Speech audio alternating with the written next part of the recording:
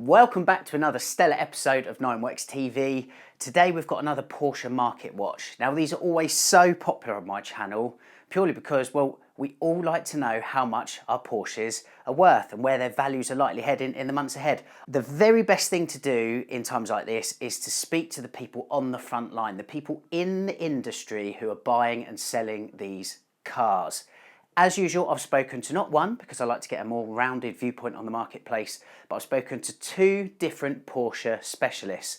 One down on the southeast coast of England and the other one up in north of the Cotswolds, Shropshire way. So completely separate parts of the country, completely different specialists and setup. We've got Paragon Porsche down south and Lakeside Classics up in Shropshire. Coming up on today's video, we're going to be finding out what happened to the Porsche marketplace over the summer and autumn, first of all, what trends developed, what trends we're likely to see going forward as well, and crucially, where the specialists are saying the marketplace is going to be headed going into winter and the start of 2023. It's worth pointing out the 9works marketplace where there's quality used Porsches for sale across the full Porsche sports car umbrella. They're only for sale by reputable specialists. That's people who we are happy to put our names to with over a decade's experience in the Porsche specialist marketplace.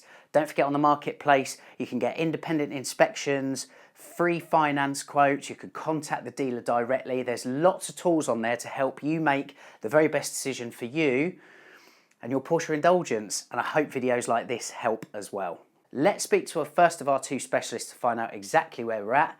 We're going to go to Jason and Jamie at Paragon Porsche.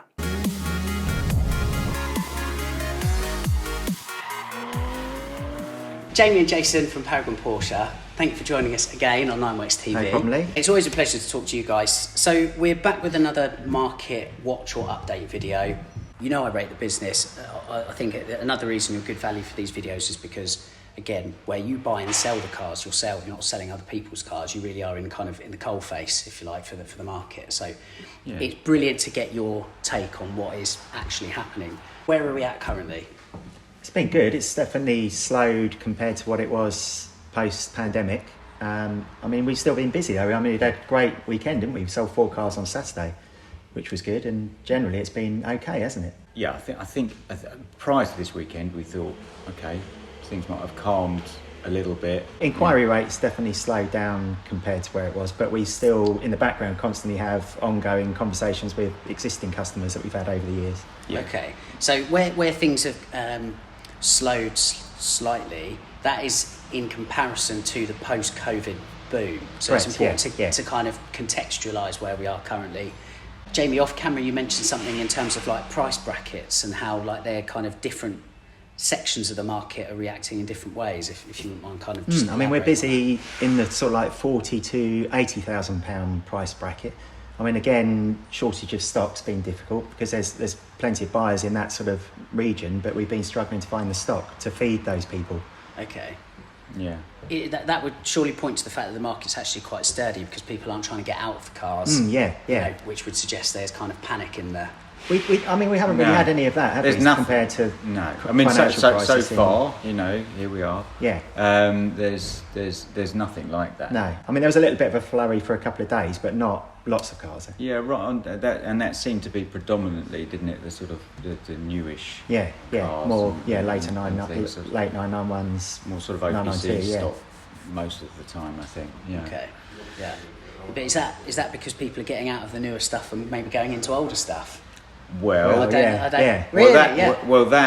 actually is I personally think it's a very interesting topic, and there seems to be a growing number of people that are actually interested in more involving, stripped back, characterful fun in basic driving terms.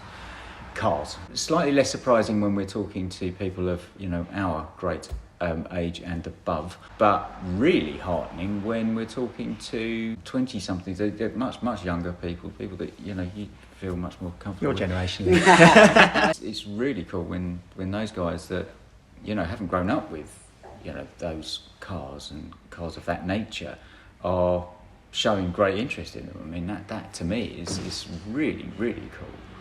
Because for when we were growing up, obviously the latest thing was always the bestest thing.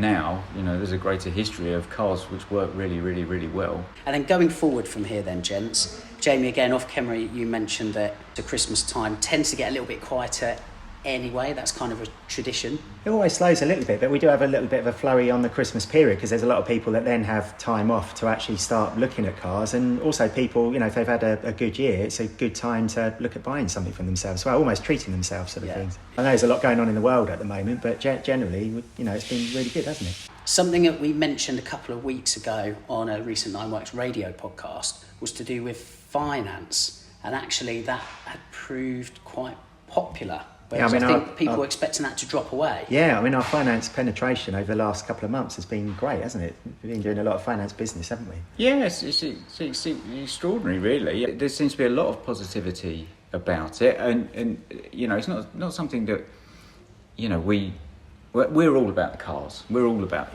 buying these things, and we buy what we like, and we're into them, we get excited about them, and try to make sure that people get into the right thing for them at that time.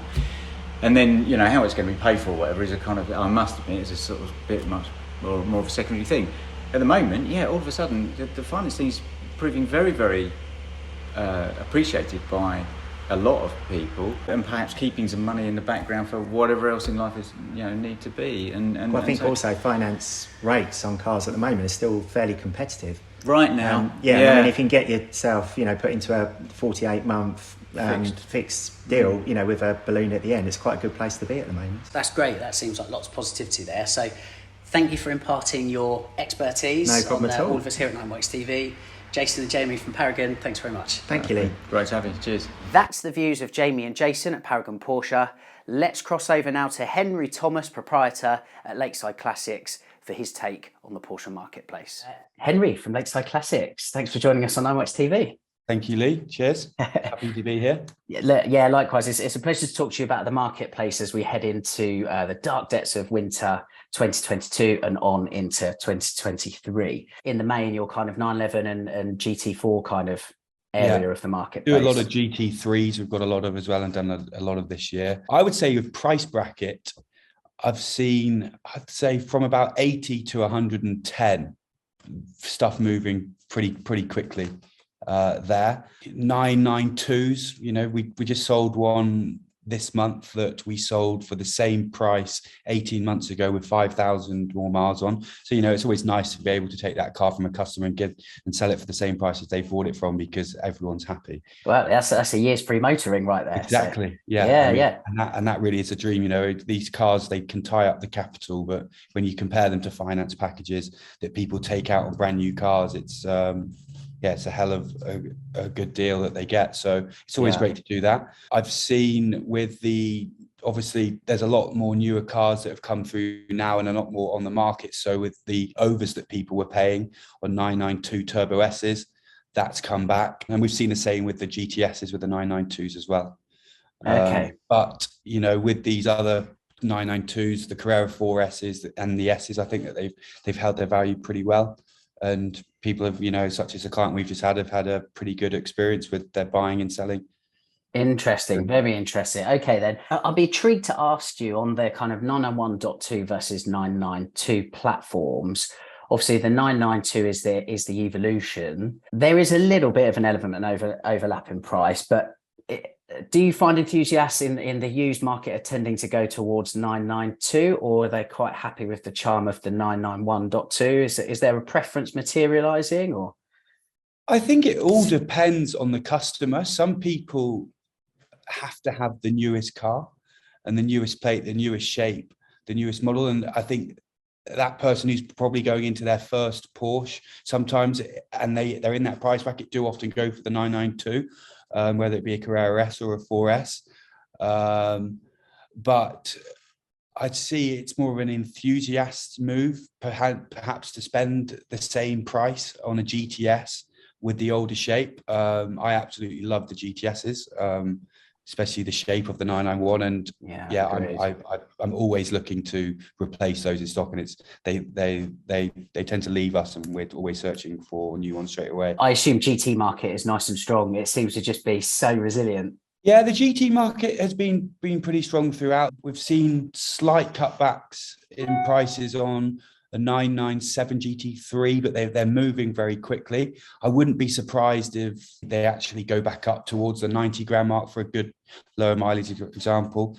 They've come back now to about 85, 86 grand for cars that, you know, could have been sold for 95 earlier on during the year. So we've seen a little bit of a drawback in price, but maybe that's just because what's on the market at the moment as opposed to and how other dealers have priced them. But yeah, they are moving quickly, and same with the GT4s. Have there been any surprises, Henry, that you've seen either with buying trends or just with like models generally over the past few months? I've seen a lot of negativity in the news, as we all have, and I think that I've seen more interest from the investor side. For instance, I think investors, they like to be doing something with their money, and when the markets are so in such a negative position at the moment, and the news is also bad, that they've decided to take their money out and go, you know, I'm going to buy that luxury investment item.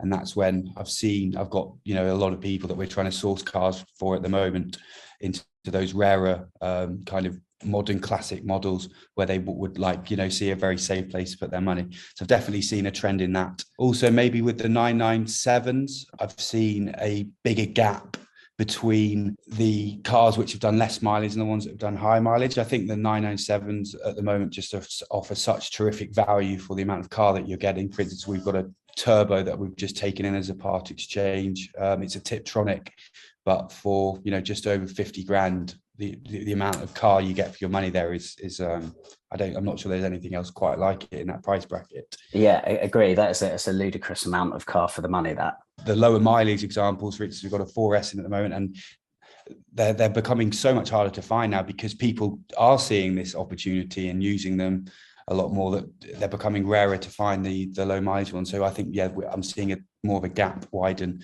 between with prices between the lower and high mileage examples. cracking, absolutely cracking. I love this insight. This is so good.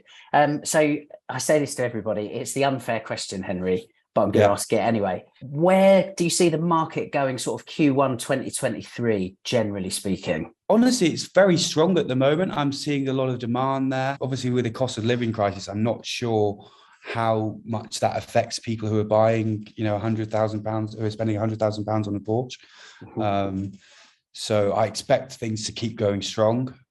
I've seen some bargains towards the end of the year, and even from main dealers pricing cars which I think are being very well priced, and they've obviously priced them to move quickly. But it does happen this time of the year, as you know, financial year ends come to the end, and main dealers are looking to get those cars off their books. So I see things to keep going strongly, to be honest with you. It's the news we all want to hear, A, for valuers of our own metal, but also for buyers particularly, you know, and just to see if the investment is worth it going forward. Exactly, so. Yeah. Well, we all hope that, don't we? So no, the what we're seeing from customers and the inquiry levels coming in, that's what I expect. Cracking. All right, Henry. Yeah, absolutely. Well, look, thanks very much for your time. You guys are in a lovely part of the world, so we'll be up to visit very soon for a video. In the meantime, take care. Awesome. Thanks, Lee. I look forward to that. There we have it then. Pleasingly, it would seem it's not all doom and gloom. Finance, unbelievably, is still proving really popular. It's also great as well to see the lower end of the price bracket still really buoyant. We'll do another one of these videos at the start of 2023 to see where the Porsche marketplace is. Until then, thanks for joining. We'll see you soon.